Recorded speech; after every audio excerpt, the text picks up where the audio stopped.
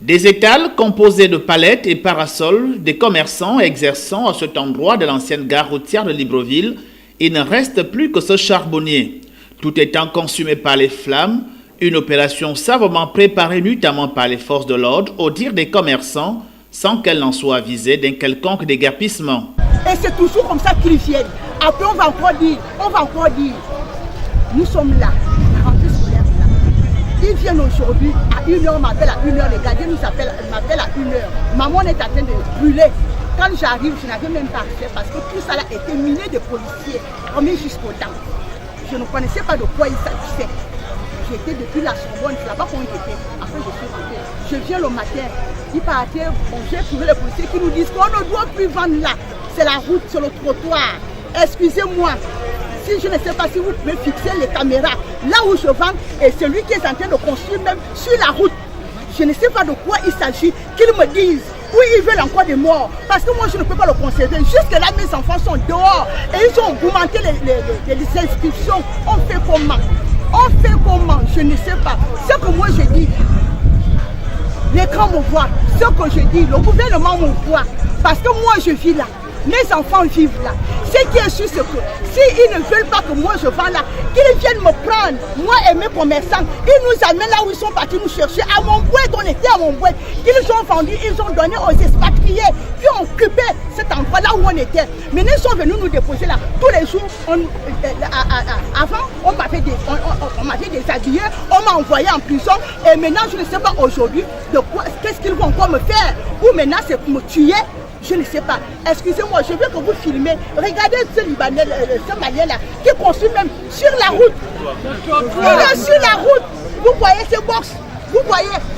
Et regardez là où je suis. Je ne suis même pas sur le trottoir. Je suis sur une terre pleine. Vous-même regardez. Vous voyez le goudron. Ça, c'est les changeurs qui sont en train de détruire depuis qu'ils sont passés à brûler. Vous voyez. Vous voyez. Là, c'est les changeurs qui sont en train de détruire. Je ne connais pas de quoi il s'agit.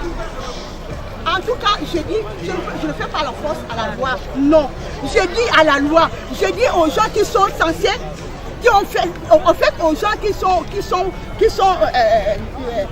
à l'origine de tout cela devenir, s'ils ne veulent que je ne vende plus ici, qu'ils viennent m'enlever, moi et mes commerçants. Ils me ramènent là où j'étais, dans le marché. Là-bas, je nourrissais mes enfants, sans problème. Je ne veux plus me déshabiller, non. La loi a dit on ne se déshabille pas. Je ne veux plus aller en prison, laisser mes enfants, non. Ce que je veux seulement nourrir mes enfants, envoyer mes enfants à l'école. Mes enfants sont encore dehors. Je demande pardon au ministre de l'Intérieur de dire à ces policiers, s'ils ne veulent pas, s'ils veulent venir m'enlever ici, qu'ils m'envoient au marché. Sans ça, je jure la mort. Ces hommes et femmes de nationalité gabonaise, en majorité exerçant sur ce site, veulent gagner leur vie par cette activité. Mais face à l'adversité de la force publique, ils s'adressent alors directement au chef de l'État, garant de la puissance publique. Tout ce que nous avons subi ici, tout ce qu'on avait promis qu'on devait nous réhabiliter, rien n'a été réalisé. Mais ils reviennent encore. Qu'est-ce qu'ils cherchent? Qu'est-ce qu'ils cherchent sur les pauvres Gabonais, où les Gabonais n'ont pas droit à vivre au Gabon? Allez sur le marché, les Gabonais n'ont pas accès au grand marché. C'est occupé par les expatriés. On fait comment? Monsieur le Président, on fait comment? Voici la rentrée scolaire, mes enfants sont dehors. Ils reviennent encore. Vous allez toujours me voir parce que je suis là. Je nourris mes enfants là. Ce qui est sûr, c'est que quand on veut m'embêter, depuis qu'on ne m'embête pas, je ne dérange personne. S'ils m'enlèvent ici, qu'ils m'emmènent au marché, en tout cas, s'ils viennent, ils ont promis de venir me détruire ma marchandise, ils vont mettre dans le feu. Ma marchandise est là. Ils n'ont qu'à venir détruire. En tout cas, j'ai dit, c'est la mort. Trop, c'est trop. Ils vont venir me tuer. Je ne veux plus me déshabiller. Je ne veux plus aller en prison. Mais ce que je veux faire, je n'anime pas la galerie, c'est qu'on va venir me prendre ici dans la gare. Parce que je nourris mes enfants ici là. Cette situation assez difficile et récurrente semble remettre en cause les politiques gouvernementales sur l'autonomisation de nos compatriotes, mieux encore, de la destinée de la femme. Pour paraphraser ainsi, je cite, « Je serai heureux quand les Gabonais seront heureux », fin de citation. Heureux le sont-ils ces commerçants?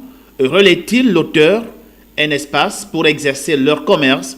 Ces compatriotes en ont plus que jamais besoin pour une joie partagée.